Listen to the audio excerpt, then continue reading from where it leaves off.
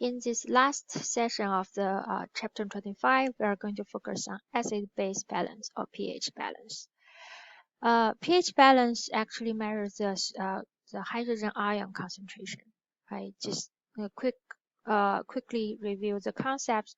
When we talk about acidic condition, that means it has high hydrogen ion concentration, but that corresponds to low pH. Right, at least lower than pH 7. And when we talk about alkaline condition, that's talking about low hydrogen ion concentration, but that equals to higher pH. So if you're ever confused what we're talking about, the pH, lower pH, high pH, right, which one is, correspond to acidic or alkaline condition, come back to this part. So there are two types of acids in our blood. The first group, we call that fixed acid because they come from metabolism, right? So they're like lactic acid, keto acids, right? They come from intermediate or products of metabolism, metabolic reactions. And the other type of acid we call the volatile acid. Because it's not stable, right? So that's carbonic acid generated from CO2. So if you still remember this reaction, we focus on in the respiratory system, right? When you have CO2 in your blood, it's going to become the carbonic acid, right? And going to dissociate into the hydrogen ion and bicarbonate. So bicarbonate is anion, that's cation, right? That's how you going to get acid, right? The hydrogen ion from CO2. Well, because they are generated differently, right? Then we tend to use different ways to get rid of them to maintain the pH. So for the fixed acids, we basically mainly got it from different diets because different diets going to impact the kind of the molecules we use to generate energy, right? So they produce different kind of proportion of the fixed acid.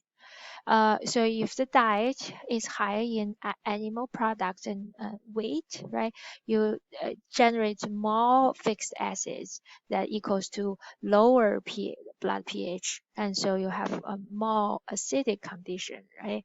And if you have diet higher in pH in vegetable and fruits, you'll end up with higher blood pH that's more alkaline condition. Now this looks familiar, right? This kind of setting. Let's look at how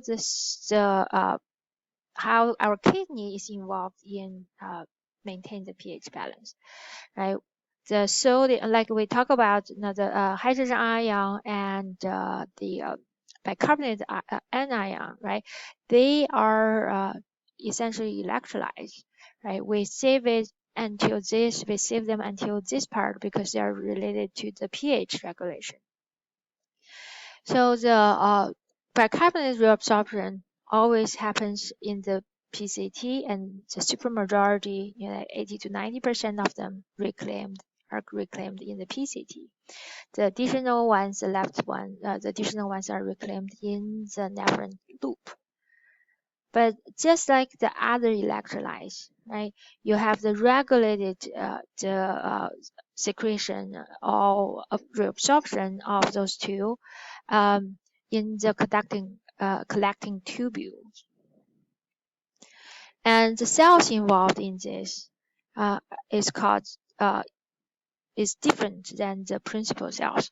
They essentially have two different type of intercalated cells in the conducting tubules. And the first one called type A, and the second one called type B. So let's look at, type A intercalated cells, right? Essentially, it's taking CO2 from the tubular fluid and then absorb right? So the CO2 is going to become the carbonic acid and dissociate into those two, right? So it's going to absorb the bicarbonate, right, into the blood, but then excrete the hydrogen ion. So essentially, additional absorption, reabsorption of the bicarbonate, right, at the meantime, excrete the sodium, means the hydrogen ion. The type B kind of cells doing exactly the opposite. Is actually basically flipping the whole reaction. So instead of excreting the proton right here, it's actually excreting the bicarbonate. So that's you have two different types of cells here, localized in the collecting tubule. Then depending on the situation, depending on the pH of your blood, and so your kidney can turn on different type of the intercalated cells. And basically, if your blood is too acidic, right, then it's going to trigger this type A cells, right? So you are going to reabsorb the bicarbonate, right? That's alkaline, and excrete the hydrogen ion, right, along as a product into the urine. And if your blood pH is too high, and it's going to activate the type B cells, then doing it opposite thing, bring in, reabsorb the hydrogen ion to neutralize the alkaline, right, the ions in the blood to bring up the pH, to normalize the pH of the blood. So that's essentially what described in the bottom half of this diagram, the one I just described. But let's look at then what are the scenario, what are the contributing factors that causes the increased acidity of the blood, right? So it could be from, if you're having a high protein diet, right? So that's, various acid in the food can increase that. And cells, if, depending on the diet, generate a lot of metabolic waste, right? That's acids as a waste. And sometimes you're losing a lot of, if you have diarrhea, you're going to lose a lot of the bicarbonate ion in your feces. So it's also going to, as a result, tip the balance of the pH, right? And so then the type A cells kind of is going to kick in gear, right? It's going to reabsorb the bicarbonate ions, and then to increase the pH to normal. And so the reverse side, right? Then what are the contributing factors for decreased pH? Decreased hydrogen ion concentration. That's increase pH, right? So if you are having a vegetarian diet, right, or antacids, sometimes if you're, have an upset stomach, you're taking antacids. That's essentially you're taking a lot more alkaline. You have a lot more alkaline, substance in your diet. Or it could be, vomiting and loses, by vomiting, you a lot of times got rid of your stomach acids, right? So that's you're losing hydrogen ion. And both, as a result of both those kind of conditions, you could have decreased hydrogen ion in the blood, increased pH. And then when this happens, the type B intercalated cells in the collecting tubules are going to kick in gear, going to work.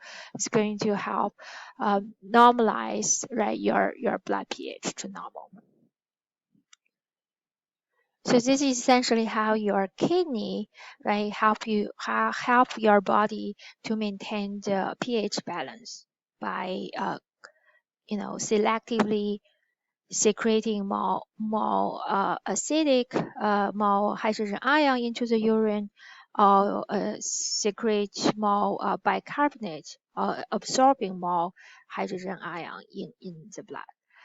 So that's kind of really powerful kind of mechanism where our body can use.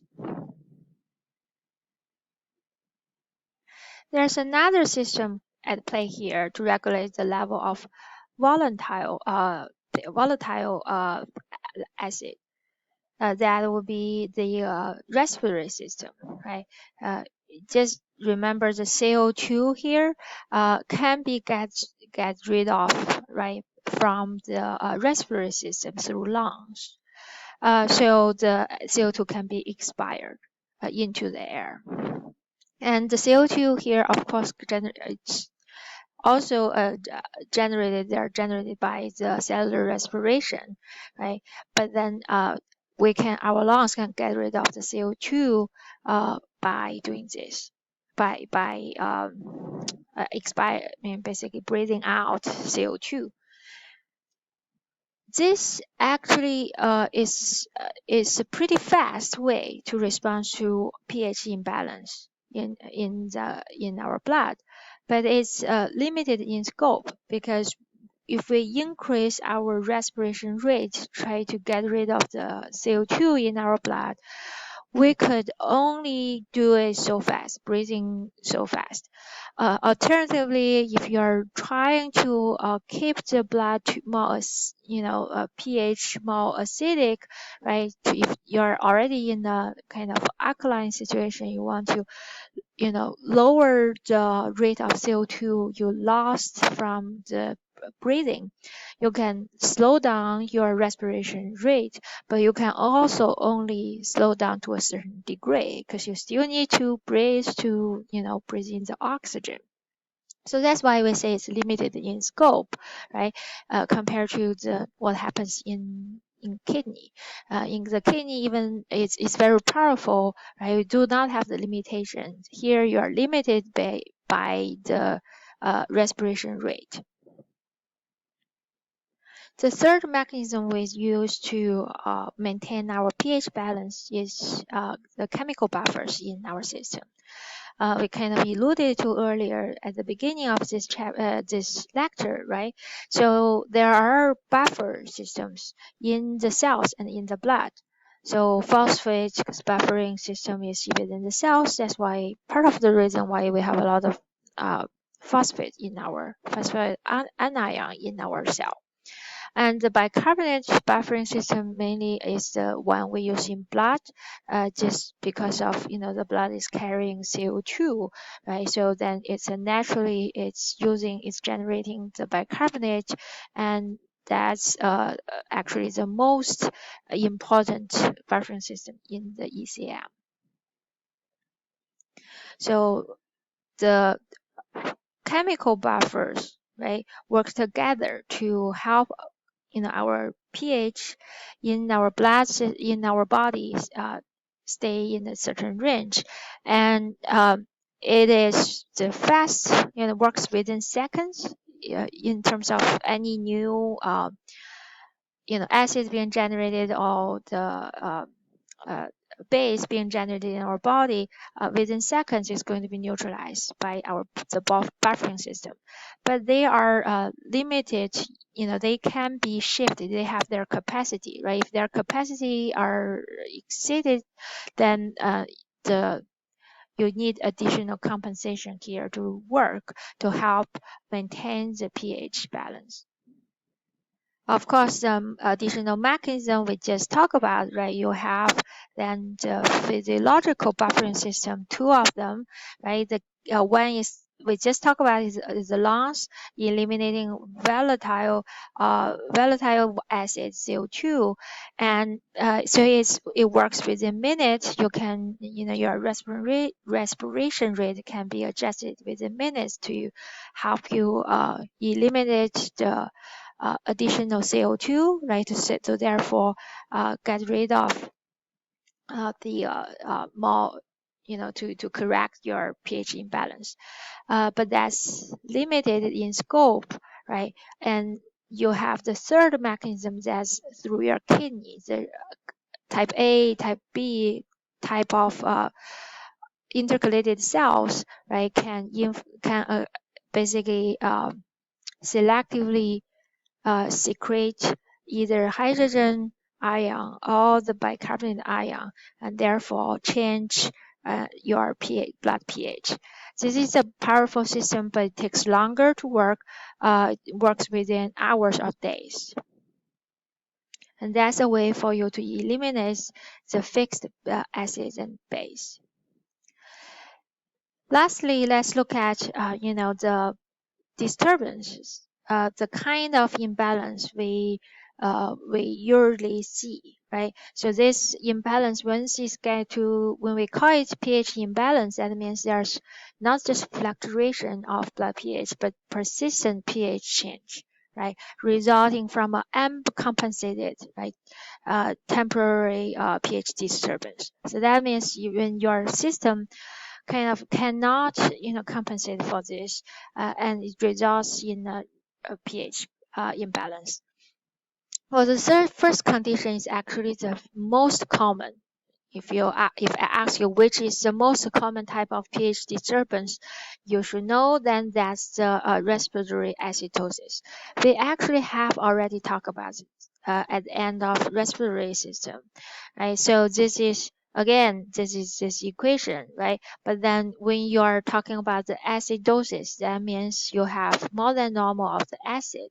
So this reaction is shifting to the right. So it's shifting to, you have more acids generated from the CO2. Then what's going to drive this reaction shifting to the right? And that's usually driven by high amount of reactant. So the reactant in increased concentration of the reactant in this case is CO2. So when you have increased CO2 in your blood, you're essentially driving to the reaction to the right direction, and that's generating more acid. So that's why it's called acidosis. So what is the condition then causes you to have abnormal amount of CO2 in your blood? That's usually caused by defective lung function, such as asthma, right? COPD, emphysema. That's a condition caused by a lot of times by smoking, right? So you lost your lung elasticity, and you have impaired kind of exchange of air at the lung, but also can be caused by defective like heart conditions, right? You have anything that affect kind of the circulation and impair the lung function could affect the getting the way you can get rid of CO2 in your blood.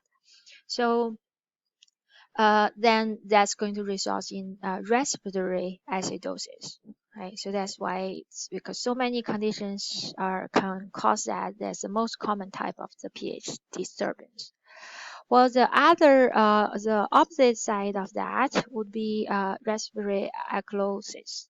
So that's basically decrease the CO2 concentration in your blood, and it's going to, because you have lower amount of reactant on this side, it's going to shift the reaction to the left, right? If you are getting your respiration rate is high, right? You're breathing fast due to anxiety or panic attack, right? Hyperventilation.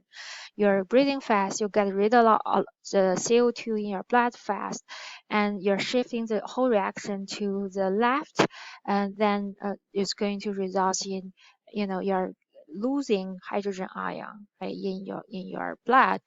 So that's alkalosis. It could also be caused by, we talk about this as high altitude. Your lack of oxygen also triggers you to breathing, to basically have a increase in respiration. and also results in alkalosis, respiratory alkalosis. So those two we have talked about, right? Then the two new pH imbalance is the metabolic acidosis versus metabolic alkalosis. And those tend to be results from the diet or the whether you are vomiting or diarrhea, all those conditions can cause the blood bicarbonate level either to be too low or too high, right? If it's too low, it results in the acidosis, right? If it's bicarbonate, because bicarbonate is it's a base, it's a weak base. If this condition is too high, right? If bicarbonate level is too high, that's alkalosis because it's a base. Then how do we compensate again? Try to correct those pH disturbance. We use the renal, basic kidney, or respiratory compensation, right? Two ways to correct them. And we kind of just talk about it to summarize that part. The respiratory compensation is less effective because it's limited in scope, right? And in addressing the metabolic acid in addressing the metabolic acid base disturbances, right? The renal one, the compensation of by kidney is actually the most powerful one, but it just takes a little bit longer, right, to kick in, but then could last longer too. Okay, that will be all for chapter 25.